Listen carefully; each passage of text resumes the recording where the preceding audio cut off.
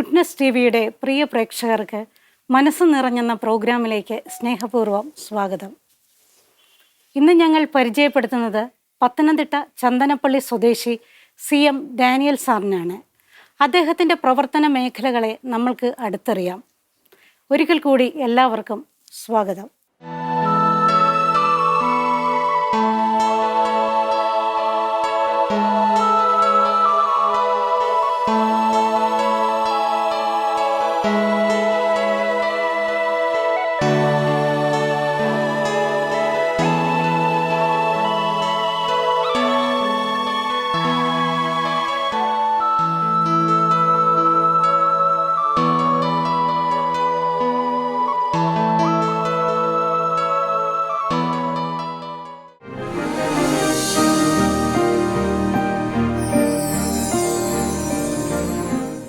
Goodness ടിവിയുടെ മനസ്സ് നിറഞ്ഞെന്ന പ്രോഗ്രാമിലേക്ക് സാറിനും കുടുംബത്തിനും സ്നേഹപൂർവ്വം സ്വാഗതം. സാറിനെ നമ്മുടെ പ്രേക്ഷകർക്ക് വേണ്ടി ഒന്ന് പരിചയപ്പെടുത്താമോ? എൻ്റെ പേര് CM ഡാനിയൽ. നാട്ടിലെ കുറ്റിയിൽ കുട്ടപ്പൻ സാർ എന്ന് വിളിക്കും. അപ്പച്ചൻ്റെ പേര് CO മത്തായി എന്നും അമ്മച്ചിയുടെ പേര് കുഞ്ഞമ്മ മത്തായി എന്നുമാണ്. ഞങ്ങളാകെ 9 മക്കളാണുള്ളത്. അതിൽ ഒൻപതാമനാണ് ഞാൻ. അപ്പച്ചൻ വളരെ ഈശ്വരഭക്തിയുള്ള ഒരാളായിരുന്നു. എന്നും പള്ളിയിൽ പോവുകയും വിശുദ്ധ കുർബാനയിൽ സംബന്ധിക്കുകയും ഒക്കെ ചെയ്യുന്ന ഒരു അധ്യാപകൻ കൂടിയായിരുന്നു. ആകെ 4 സഹോദരങ്ങളും 5 സഹോദരികളുമാണ്. എൻ്റെ ഒരു സഹോദരൻ വൈദികനാണ്. ഇപ്പോഴേ ചൊഴിയക്കോട് DM കോൺവെൻറ്റിൻ്റെ ചാപ്ലിനായിട്ട് ശുശ്രൂഷ ചെയ്തതാണ്. എൻ്റെ സഹോദരിയുടെ ഒരു മകനും ഒരു വൈദികനുണ്ട്. ജോൺസൺ ചരുവാലായിൽ ഒരു ധ്യാന ഗുരുവാണ് അദ്ദേഹം. അച്ഛൻ ഇപ്പം കൊട്ടാരക്കര മലങ്കര കത്തോലിക്ക പള്ളിയിൽ വിശുദ്ധ കുർബാന അർപ്പിക്കുന്നുണ്ട്. ഞാൻ 1972 ആദ്യമായി സ്കൂളിൽ പ്രവേശിക്കുന്നത്. SLC കഴിഞ്ഞു. അതിനുശേഷം ആർട്ട് വിഭാഗത്തിൽ ഫൈൻ ആർട്സ് സ്കൂളിൽ ഇവിടെ തൊട്ടടുത്ത് Pandalam Gopal school of arts, ആ സ്കൂളിൽ 2 വർഷം ഫൈൻ ആർട്സ് പഠിച്ചു, ഡിപ്ലോമ എടുത്തു. ഉടൻ തന്നെ ഒരു ജോലി എനിക്ക് കിട്ടി. അത് ആദ്യമായിട്ട് ജോലി കിട്ടുന്നത് മലങ്കര സഭയുടെ പട്ടം സെൻറ്റ് മേരീസ് സ്കൂളിലാണ്. ആ 72 കാലഘട്ടത്തിൽ അതിനുശേഷം ആ 72 മുതൽ 2005 വരെ ആ ഒരു സ്കൂളിലാണ് ഞാൻ ജോലി നോക്കിയത്. ഏതാണ്ട് 33-34 വർഷം ആ ഒറ്റ സ്കൂളിൽ ഞാൻ അധ്യാപകനായി ജോലി ചെയ്തു. ഈ സമയത്ത് ഒത്തിരി സന്തോഷം നിറഞ്ഞതും സങ്കടം നിറഞ്ഞതുമായ കാര്യങ്ങൾ ഒത്തിരി അനുഭവത്തിൽ ഉണ്ടായിട്ടുണ്ട്. ഒത്തിരി ദൈവ സഹായങ്ങൾ, ദൈവ അനുഗ്രഹങ്ങൾ എനിക്കും എൻ്റെ കുടുംബത്തിനും ഉണ്ടായിട്ടുണ്ട്. എൻ്റെ ഭാര്യയുടെ പേര് സുസമ്മ. സുസമ്മയും ടീച്ചറായിരുന്നു. അവസാനം റിട്ടയർ ചെയ്ത ശേഷം നാട്ടിൽ ഞങ്ങളിങ്ങി പോന്നു. ട്രിവാൻഡ്രത്തായിരുന്നു. എനിക്ക് ആകെ 3 മക്കളാണുള്ളത്. 2 മകളും 1 മകനും. ഏറ്റവും മൂത്ത മകനും മകളും മോന് ചിക്കാഗോയിലും മോള് ഫ്ലോറിഡയിലും വർക്ക് ചെയ്യുന്നു. അവരും അവരുടെ കുടുംബവും അവിടെ അമേരിക്കയിലാണ്. മോന് ഇവിടെ എൻജിനീയറിങ് കഴിഞ്ഞ്, അത് കഴിഞ്ഞിട്ട് സോഫ്റ്റ്വെയർ എൻജിനീയറിങ് ആയിരുന്നു. അത് കഴിഞ്ഞിട്ട് ഇവിടെ കല്യാണം കഴിഞ്ഞ് അമേരിക്കയിൽ അവിടെ ചിക്കാഗോ എയർപോർട്ടിൽ USA ചിക്കാഗോ എയർപോർട്ടിൽ ജോലി നോക്കുന്നു. മോള് ഹോസ്പിറ്റലിൽ ജോലി നോക്കുന്നു. അവർക്ക് 3 മക്കളുണ്ട്. 2 ആൺകുട്ടിയും 1 പെൺകുട്ടിയും. അവരും നല്ല നിലയിൽ പള്ളി പട്ടക്കാരനുമായും നല്ല നിലയിൽ പ്രവർത്തിച്ച് വരുന്നു. അതിൽ സന്തോഷമുണ്ട് ഞങ്ങൾക്ക്. മകള് അനസ്തേഷ്യ ഡോക്ടറാണ്. മകളുടെ ഭർത്താവ് IT വിഭാഗത്തിലൂടെ വർക്ക് ചെയ്യുന്നു. അവർക്ക് 4 മക്കളുണ്ട്. 2 ആൺകുട്ടിയും 2 പെൺകുട്ടികളും. അവരും കോളേജിലായിട്ട് പഠിച്ച് അവരിങ്ങനെ മുന്നോട്ട് പോകുന്നു. ഇളയ മകള് MSc നേഴ്സിംഗ് കഴിഞ്ഞു. അവൾ ട്യൂട്ടറായിട്ട് അധ്യാപികയായി ഇവിടെ പന്തളത്ത് ചിത്ര ഹോസ്പിറ്റലിൽ വർക്ക് ചെയ്യുകയായിരുന്നു. അത് കഴിഞ്ഞ് സീരിയലിലായിട്ടും സിനിമയിലുമായിട്ട് ഇപ്പോഴും അതിൽ വർക്ക് ചെയ്തുകൊണ്ട് ഇരിക്കുകയാണ്. സാറിൻ്റെ സ്കൂൾ കോളേജ് കാലഘട്ടങ്ങളൊക്കെ എവിടെയായിരുന്നു? എൻ്റെ LP വിഭാഗം ചന്ദനപ്പള്ളി ഗവൺമെൻറ് LP സ്കൂളിലായിരുന്നു. സെൻറ്റ് ജോർജ് മൗണ്ട് ഹൈസ്കൂൾ വിഭാഗം പൂർത്തിയായി. ആ SLC കഴിഞ്ഞതിന് ശേഷമാണ് ഞാൻ ഫൈനാൻസിലോട്ട് തിരിയുന്നത്. ഫൈനാൻസ് 2 വർഷം പഠിച്ച് ഡിപ്ലോമ എടുത്തതിന് ശേഷം എന്നെ പട്ടം സെൻറ്റ് മേരി സ്കൂളിൽ ഡ്രോയിങ് അധ്യാപകനായിട്ട് അപ്പോയിൻ്റ് ചെയ്തു. അതേ സ്കൂളിൽ നിന്ന് തന്നെ 34 വർഷത്തെ സർവീസോടുകൂടി 2005 ഞാൻ റിട്ടയർമെൻ്റ് എടുത്തു. സാറിൻ്റെ ഇടവകയിൽ സാറിൻ്റെ പ്രവർത്തന മേഖലകളൊക്കെ എന്തൊക്കെയായിരുന്നു? എൻ്റെ മാതൃ ഇടവകയായ ചന്ദനപ്പള്ളി സെൻറ്റ് മേരീസ് മലങ്കര കത്തോലിക്ക പള്ളിയിലെ ഏതാണ്ട് 4-5 വർഷക്കാലം ഞാൻ സൺഡേ സ്കൂൾ അധ്യാപകനായിരുന്നു. ആ സമയങ്ങളിൽ അന്നു മുതൽ തന്നെ കുഞ്ഞുങ്ങളെ ഒരുക്കാൻ എനിക്ക് വളരെ ഇഷ്ടമായിരുന്നു. ക്രിസ്തീയപരമായി ബൈബിളിൻ്റെ ഏടുകളിൽ നിന്ന് എല്ലാവരും ആകർഷിക്കത്തക്ക രീതിയിലുള്ള ഭാഗങ്ങൾ അടർത്തിയെടുത്ത് പിള്ളേരെ പഠിപ്പിക്കുകയും അവർക്ക് വേണ്ട നിർദ്ദേശങ്ങൾ കൊടുക്കുകയും അവരെ മേക്കപ്പ് ചെയ്ത് ഓരോ കലകൾക്കായി തിരിച്ച് പഠിപ്പിക്കുകയും ചെയ്യുന്ന ഒരു സ്വഭാവം എനിക്കുണ്ടായിരുന്നു. അതുപോലെ ക്രിസ്മസിൻ്റെ കാലഘട്ടത്തിൽ ഞാൻ കുട്ടികളെയെല്ലാം ക്രിസ്മസ് കരോൾ ഗാനം പഠിപ്പിക്കാനും എല്ലാം മുൻപന്തിയിൽ നിന്ന് ആത്മീയമായി എല്ലാ കാര്യങ്ങളിലും മുൻപന്തിയിലായിരുന്നു ഞാൻ. കുഞ്ഞുങ്ങളെ ഒരുക്കി കലാമത്സരങ്ങൾക്കും അതുപോലെ തന്നെ വിവിധ പരിപാടികൾക്ക് കുട്ടികളെ ഒരുക്കുമായിരുന്നു. പറയുകയാണെങ്കിൽ കോലടി, കൈകൊട്ടിക്കളി, ഇങ്ങനെയൊക്കെയുള്ള കലകൾ പിള്ളേരെ പഠിപ്പിക്കാൻ എനിക്കിഷ്ടമായിരുന്നു. ഞാൻ 4-5 വർഷക്കാലം ട്രസ്റ്റിയായിട്ട് ചന്ദനപ്പള്ളി പള്ളിയിലെ ട്രസ്റ്റിയായിട്ട് ഇരുന്നിട്ടുണ്ട്. കമ്മിറ്റി മെമ്പേഴ്സായിട്ട് ഇരുന്നിട്ടുണ്ട്. ഞാൻ ചന്ദനപ്പള്ളി പള്ളിയിലെ സൺഡേ സ്കൂൾ പഠിപ്പിക്കുന്ന സമയത്ത് തന്നെ കുട്ടികളെ കണ്ട് തിരിഞ്ഞു പിടിച്ച് അവർക്ക് അവരുടേതായിട്ടുള്ള കലകളും എൻ്റെ കയ്യിലുള്ള കലകളും അവർക്ക് കൊടുത്ത് അവരെ ദൈവിക ശുശ്രൂഷയിലൂടെ വളർത്തിയെടുത്ത് കൊണ്ടുപോകുന്ന ഒരു പതിവ് എനിക്കുണ്ടായിരുന്നു. കൈകൊട്ടിക്കളി, കോമലടി, ഏകാംഗ ചെറിയ നാടകങ്ങൾ, അരമണിക്കൂർ നീണ്ടു നിൽക്കുന്ന ഏകാംഗ നാടകങ്ങൾ, ഈ നാടകങ്ങളിലെല്ലാം കുട്ടികളെ പങ്കെടുപ്പിച്ചിട്ടുണ്ട്. മത്സരത്തിന് പോയി സമ്മാനവും വാങ്ങിച്ചിട്ടുണ്ട്. സാറിൻ്റെ ഇടവകയിൽ സാറ് ഇത്തരം പ്രവർത്തനങ്ങൾ കാഴ്ചവെച്ചപ്പോൾ സാറിന് പുറത്ത് ഒരു പ്രവർത്തന മേഖല കിട്ടിയിട്ടുണ്ടോ? ധാരാളം അവസരം ഉണ്ടായിട്ടുണ്ട്. എൻ്റെ ജ്യേഷ്ഠനൊരു വൈദികനായതുകൊണ്ട് ഏതാണ്ട് 50 വർഷത്തോളം അച്ഛൻ പള്ളികളിലിരുന്ന് ജൂബിലി കഴിഞ്ഞ വർഷമാണ് അച്ഛൻ്റെ ജൂബിലി ആഘോഷിച്ചത്. ആ പള്ളികളിലെല്ലാം ആ കലോത്സവ സമയത്ത് എന്നെ വിളിച്ചുകൊണ്ട് പോയി ആ കുട്ടികളെ ഓരോ കലകളും പഠിപ്പിച്ച് എല്ലാ പള്ളികളിലും നല്ല സമ്മാനങ്ങൾ, ഫസ്റ്റ്, സെക്കൻഡ് എന്നിവ വാങ്ങിച്ചു കൊടുത്തിട്ടുണ്ട്.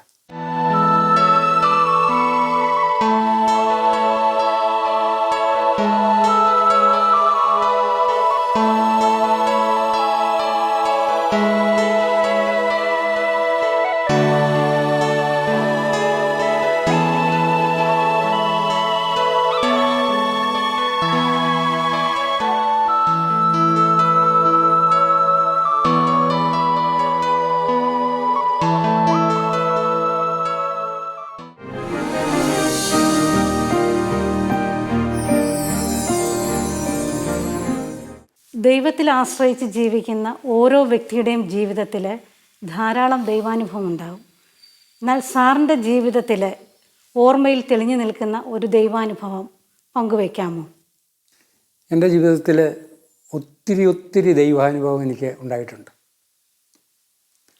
പറയാനാണെങ്കിൽ ധാരാളമുണ്ട്. ഞാൻ ചുരുക്കി 1-2 കാര്യം പറയാൻ ഞാൻ ആഗ്രഹിക്കുകയാണ്. ഞാനും എൻ്റെ ഭാര്യ സുസമ്മയും കൂടെ എൻ്റെ സഹോദരിയുടെ വീട്ടിൽ സ്കൂട്ടറിൽ പോയപ്പോൾ തൊട്ടടുത്ത് നല്ലൊരു കൊടും വളവാണ്. ആ വളവ് ഉള്ള സമയത്ത് ട്രാൻസ്പോർട്ട് നേരെ എതിരെ വരുന്നു. ഞാൻ നേരെ വണ്ടി ഓടിച്ചാൽ അതിൻ്റെ കീഴിൽ കയറും.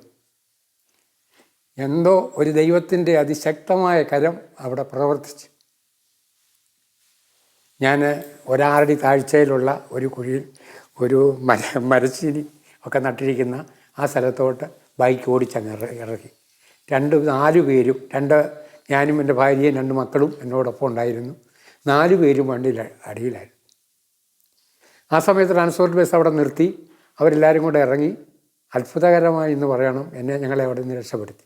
ഒരു പോറൽ പോലും കേൾക്കാതെ ഒരത്ഭുതം നടന്നു എന്ന് വേണം എനിക്ക് പറയാൻ. ഇന്ന് വരെ ഒരു 53 വർഷത്തിലിടയ്ക്ക് ഒരു 5000 ചില്ലുവാനും പ്ലോട്ട് ഞാൻ രംഗത്തിറങ്ങിയിട്ടുണ്ട്. ഒരു വർഷം 10-12 പ്ലോട്ട് വീതം ഇറക്കും. പ്ലോട്ടിൽ ഇറങ്ങിയിരിക്കുന്ന കുട്ടികൾക്ക് ഒരു വിഷമോ പ്രയാസമോ ഒരാപത്തോ ഉണ്ടായിട്ടില്ല. ഓരോ പ്ലോട്ട് കഴിയുമ്പോഴും വൻ വിജയമായിട്ടാണ് എല്ലാവർക്കും അനുഭവിക്കുന്നത്. ഞങ്ങൾക്കും വളരെ സന്തോഷമായിട്ട് ആണ് അത് തോന്നിയിരിക്കുന്നത്. ഇതിൻ്റെ എല്ലാം പിന്നിലുള്ള ദൈവത്തിൻ്റെ ഭയങ്കര ശക്തി എന്നിൽ ആ സമയത്ത് പ്രവർത്തിച്ചിരുന്നു. എവിടെ ഒരു പരിപാടിയിൽ ഞാൻ പോയിട്ട് തിരികെ വരുമ്പം എൻ്റെ അപ്പച്ചനുണ്ട്. അപ്പച്ചനും അമ്മച്ചിയും ചോദിക്കും, ഈ പരിപാടി എങ്ങനെ ഇരുന്നു, ആളുകൾ എന്തോ പറഞ്ഞു, അവരുടെ അഭിപ്രായം എന്തായിരുന്നു. ഇതാണ് ആദ്യമായിട്ട് അപ്പച്ചൻ എന്നെ ചോദിക്കുന്നത്. അപ്പച്ചനും അമ്മച്ചും എന്നോട് ചോദിക്കുന്ന അതാണ്. അങ്ങനെ എല്ലാ ഭാഗത്തു നിന്നും ഞങ്ങൾക്കൊരു സംരക്ഷണം ഉണ്ടായിരുന്നു.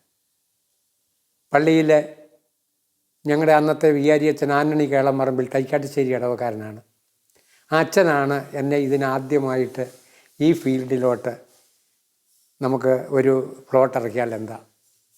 അങ്ങനെയാണ് എൻ്റെ ആദ്യത്തെ പ്ലോട്ടാണ് ക്രിസ്തുവിൻ്റെ ജനനം. അതിന് ഞങ്ങൾ ചെന്ന് കുട്ടികളെ, ഞാൻ തന്നെയല്ല പോകുന്നത്, എൻ്റെ ഭാര്യയും എന്നോടൊപ്പം എന്നും ഉണ്ടാവും. ഞങ്ങൾ 2 പേരും കൂടാണ് എല്ലായിടത്തും പോയി കുഞ്ഞുങ്ങളെയൊക്കെ സെലക്ട് ചെയ്യുന്നത്. മാതാവിന് ചേരുന്ന ഫേസ് കട്ട് നോക്കി മാതാവിന് ചേരുന്ന മാതാവായിട്ട് കുട്ടികളെ എടുക്കും. ജോസഫിന്, അബ്രഹാമിന് ഓരോരുത്തരുടെ ഫേസ് കട്ട് കൊണ്ട് അവരെ ഞങ്ങൾ സെലക്ട് ചെയ്താണ് എടുക്കുന്നത്.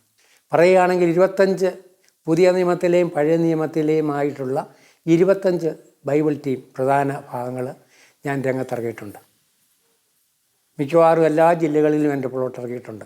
എല്ലാ ഇടവകളിലും അവിടെ വിശേഷ ദിവസങ്ങൾ, പെരുന്നാളായാലും 8 നോയമ്പായാലും ഈ ദിവസങ്ങളിലെല്ലാം എന്നെ വിളിക്കും. ഞാൻ ഇവിടുന്ന് പോവും. 2 ദിവസം കൊണ്ട് എല്ലാം റെഡിയാക്കി എല്ലാം ശരിയാക്കുമായിരുന്നു. സാറേ, നമ്മളുടെയൊക്കെ ജീവിതത്തിൽ ദൈവത്തെ അനുഭവിച്ചറിഞ്ഞതുകൊണ്ട് ആ സ്നേഹത്തെ നമുക്ക് പകർന്നു കൊടുക്കാതിരിക്കാൻ പറ്റില്ല. അത് എപ്രകാരമായിരുന്നു സാറിൻ്റെ ആ പ്രവർത്തന രീതികൾ? എനിക്ക് പറയാനാണെങ്കിൽ ഒത്തിരി ഉണ്ട്. ഉച്ച സമയത്ത് ഞങ്ങൾ ടീച്ചേഴ്സിനെ ഓരോ ഹോളിലും വിടും. കുട്ടികൾ പഠിക്കുകയാണോ, അവർ പുറത്തിറങ്ങി കളിക്കുന്നുണ്ടോ എന്ന് നോക്കാൻ പല ടീച്ചേഴ്സിനെ ഇങ്ങനെ ഓരോ ക്ലാസ് റൂമിൽ ഇങ്ങനെ വിടും.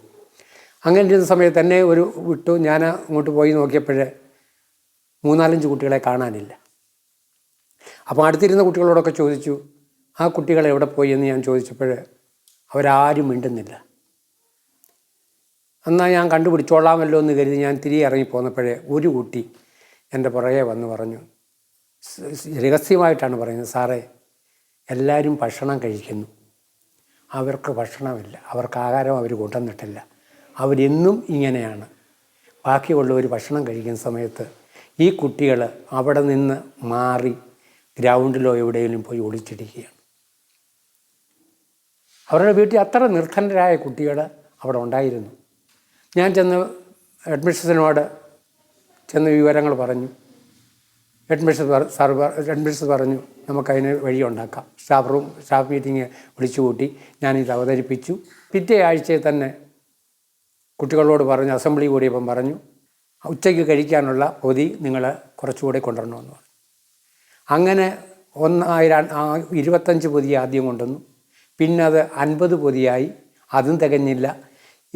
ഇപ്പോഴേ 400-ൽ പരം പൊതിയാണ് ആ സെൻറ്റ് മേരീസ് സ്കൂളിൽ ഇപ്പം വന്നുകൊണ്ടിരിക്കുന്നത്. റിട്ടയർമെൻറ്റ് ചെയ്തതിന് ശേഷം ഞാൻ നാട്ടിൽ വന്ന് ഇവിടെ ഞങ്ങളൊരു ക്ലബ്ബ് രൂപീകരിച്ചു. ക്ലബിൻ്റെ പേര് യുണൈറ്റഡ് റിക്രിയേഷൻ ക്ലബ്ബ് എന്നാണ്. അതിൻ്റെ പ്രസിഡൻ്റാണ് ഞാൻ. പലരോടും ഞങ്ങളുടെ 25 കുടുംബങ്ങളാണ് അതിൽ പ്രവർത്തിക്കുന്നത്. 25 കുടുംബങ്ങൾ, ഞങ്ങളുടെ 80-ൽ പരം അംഗങ്ങളുണ്ടായി 25 കുടുംബത്തിൽ. ഞങ്ങളുടെ മെയിൻ ഉദ്ദേശം ആതുര സേവനമാണ്, ക്യാൻസർ രോഗികളെ സഹായിക്കുക. ഇപ്പം 4.5 ലക്ഷത്തോളം രൂപ ഞങ്ങൾ 14-ലാണ് ഇത് രജിസ്റ്റർ ചെയ്തത്. ഈ ക്ലബ്ബ് 1914 രജിസ്റ്റർ ചെയ്തു. 4 ലക്ഷത്തിൽ ചെല്ലുവാനും രൂപ ഞങ്ങൾ സഹായമായിട്ട് രോഗികൾക്ക് വീടുകളിൽ കൊണ്ടു കൊടുക്കും. ഇപ്പോഴും ആതുര സേവന രംഗത്ത് പ്രവർത്തിച്ചുകൊണ്ടിരിക്കുകയാണ്. അതിലെനിക്കൊരു വലിയ സന്തോഷമാണ്.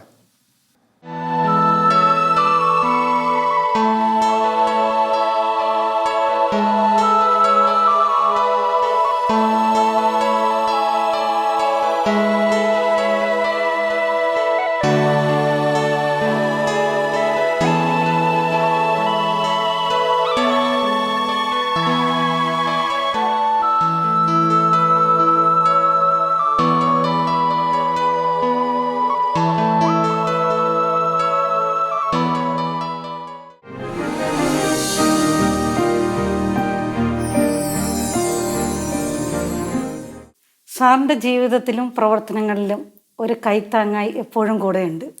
സാറ് തന്നെ പറഞ്ഞതാണ്, ഇതൊരു ഭാഗ്യമാണ്, എല്ലാവർക്കും കിട്ടുന്നതല്ല. ഈ സന്തോഷം ഒന്ന് നമ്മളുമായിട്ട് പ്രേക്ഷകരുമായിട്ടൊന്ന് പങ്കുവയ്ക്കാമോ? അത് ശരിക്കും എനിക്ക് കിട്ടിയ ഒരു വലിയ ഭാഗ്യം തന്നെയാണ്. 1974 ഞങ്ങളുടെ കല്യാണം. ശരിക്കും ഇത് 50 വർഷം ഇപ്പം നടക്കുകയാണ്. ജൂബിലി വർഷത്തിൽ ഇങ്ങനെ ഒരു സംരംഭം കിട്ടിയത് തന്നെ ദൈവത്തിന് നന്ദി പറയാം. അന്ന് മുതൽ പുള്ളിക്ക് നല്ല ഐഡിയയും എല്ലാം ഉണ്ട്, പക്ഷേ അതിൻ്റെ ഒരു പെർഫെക്ഷൻ വേണേൽ വന്ന് എന്നോട് അഭിപ്രായം ചോദിക്കും. അതങ്ങനല്ലേ അതിങ്ങനെ. അപ്പോൾ നമ്മളൊരു എസ് മൂളിക്കൊടുത്താൽ മതി. പിന്നെ കൂടെ ഉണ്ടാവണം, എവിടെ പോകുമ്പോഴും കൂടെ ഉണ്ടാവണമെന്ന് നിർബന്ധമാണ്. കൂടെ വന്ന് ഇതെല്ലാം ചെയ്യുന്നതിന് എന്നെ കൂട്ടിക്കൊണ്ട് പോകണം. എന്നെ തന്നെയല്ല മക്കളെയും കൂട്ടിക്കൊണ്ട് പോകും.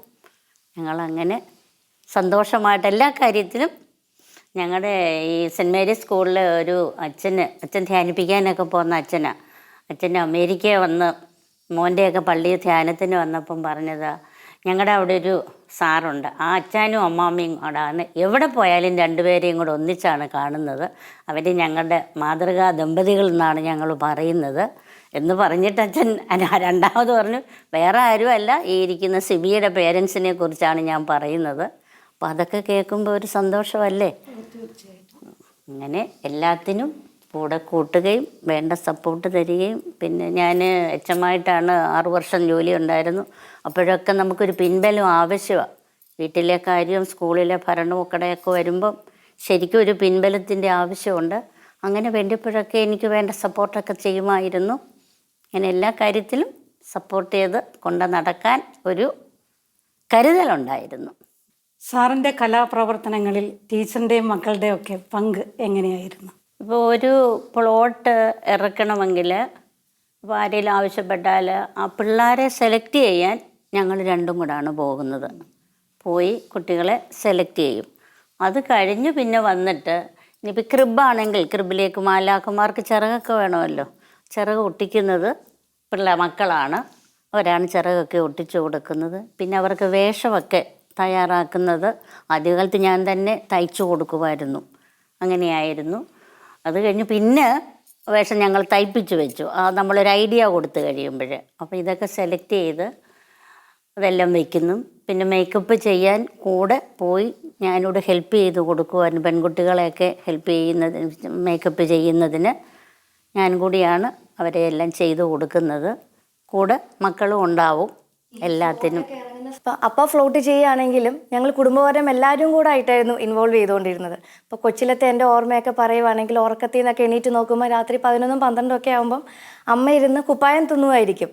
യൗസേപ്പ് പിതാവിൻ്റെയും മാതാവിൻ്റെയൊക്കെ കൈയും കൊണ്ടായിരിക്കും ചെയ്യുന്നത്, അല്ല അതിനെ ലേസ് പിടിപ്പിക്കുക. പിന്നെ അപ്പോൾ ഞങ്ങളുടെ പണി തയ്ക്കാനൊന്നും ഞങ്ങളെ ഏൽപ്പിക്കത്തില്ല.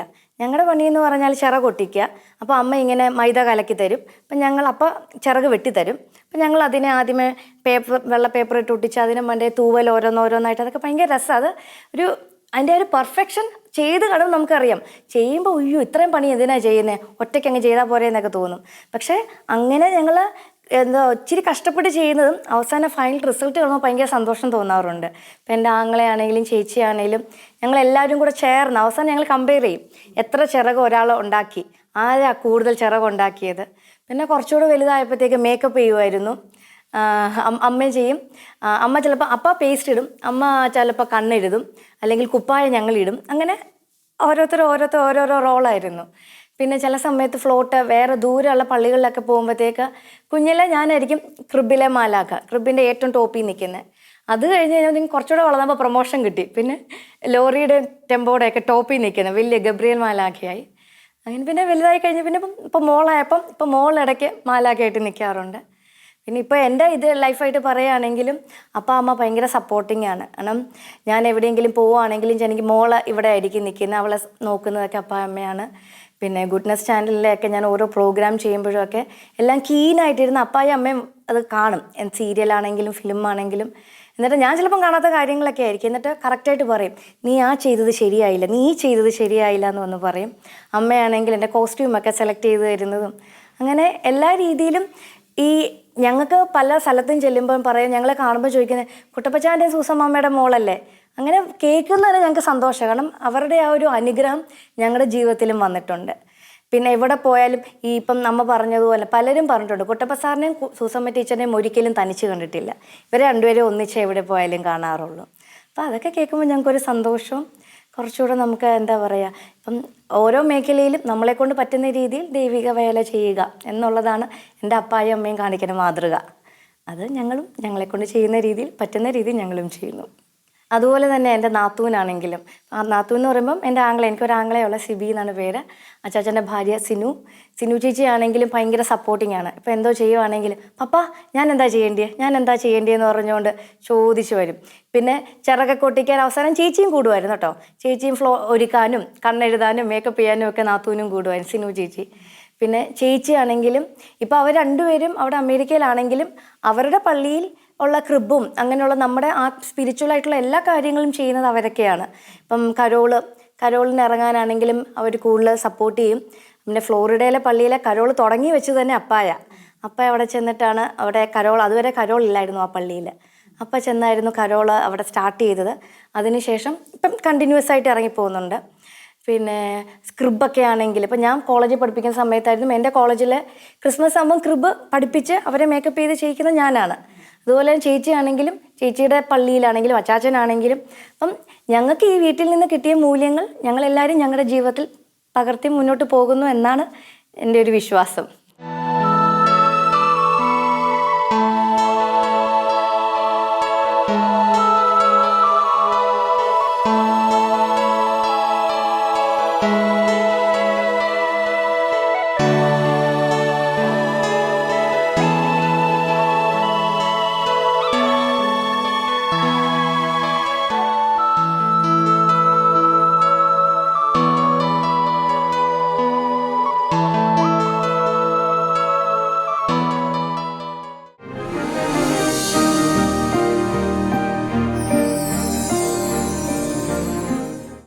സ്നേഹമുള്ളവരെ, ഗുഡ്നസ് ടി വിയുടെ മനസ്സ് നിറഞ്ഞെന്ന പ്രോഗ്രാമിലേക്ക് ഈ ഇടവകയിൽ നിന്ന് തിരഞ്ഞെടുക്കപ്പെട്ട പ്രിയപ്പെട്ട CM ദാനിയൽ സാറിനെ കുറിച്ച് പറയാൻ വേണ്ടി കൂടിയാണ് വികാരി എന്ന നിലയിൽ ഞാനിവിടെ നിൽക്കുക.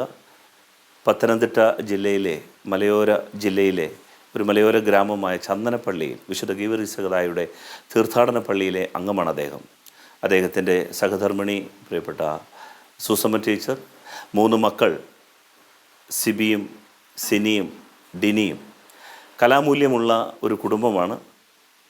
ഞങ്ങൾ അദ്ദേഹത്തെ പരിചയപ്പെടുന്നത് ഏതാണ്ട് അദ്ദേഹത്തിൻ്റെ ജീവിതവും 5 പതിറ്റാണ്ടുകളോളം ഒരു തപസ്സിൻ്റെ പുറകെയാണ്. അദ്ദേഹം ഒരു അധ്യാപകനാണ്. എന്നാൽ അതോടൊപ്പം തന്നെ അദ്ദേഹം കൊണ്ടു നടക്കുന്ന ഒരു പ്രത്യേകതരം ജീവിതശൈലിയുണ്ട്. അത് കലയുടെ ഒരു ജീവിതമാണ്. അദ്ദേഹം മേക്കപ്പ് ഇടുന്നതും അദ്ദേഹം ക്രിയേറ്റ് ചെയ്യുന്നതുമായിട്ടുള്ള പ്ലോട്ടുകളും അതുപോലെ തന്നെ ടാബിളോകളുമൊക്കെ ഈ നാടിൻ്റെ തന്നെ ഒരു പ്രത്യേക വിശ്വാസ സംസ്കാരത്തെ തൊട്ടുണർത്തുന്നതാണ്. പ്രിയപ്പെട്ട സാറിനെക്കുറിച്ച് ഒരുപാട് ഞങ്ങൾക്ക് പറയാനുണ്ട്. സമയം പരിമിതമായതുകൊണ്ട് ഒരു കാര്യം മാത്രം. അദ്ദേഹം സൂക്ഷിക്കുന്ന ഒരു വൈബ്രൻസി ഉണ്ട്. അദ്ദേഹത്തിൻ്റെ പ്രായത്തെ അതിജീവിക്കുന്ന ഒരു വൈബ്രൻസി. നമുക്കൊക്കെ ഓരോ വിധാനങ്ങളുണ്ട്, ഓരോ സ്പേസുകളുണ്ട്.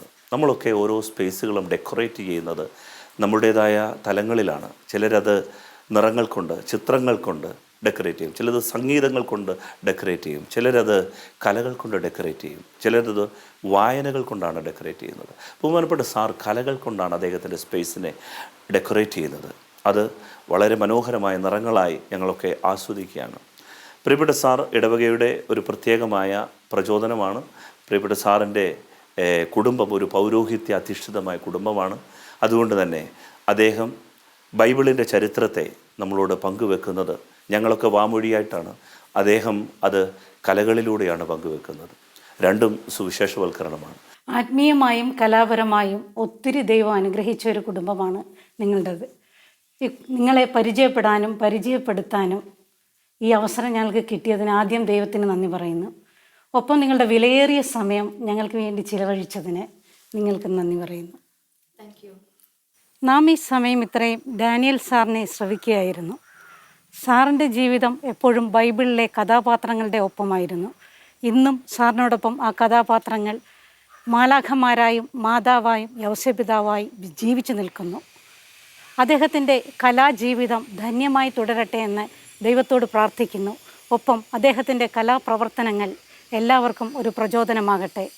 മറ്റൊരു വ്യക്തിയുടെ വിശേഷമായി അടുത്ത എപ്പിസോഡിൽ കണ്ടുമുട്ടാം. നന്ദി, നമസ്കാരം.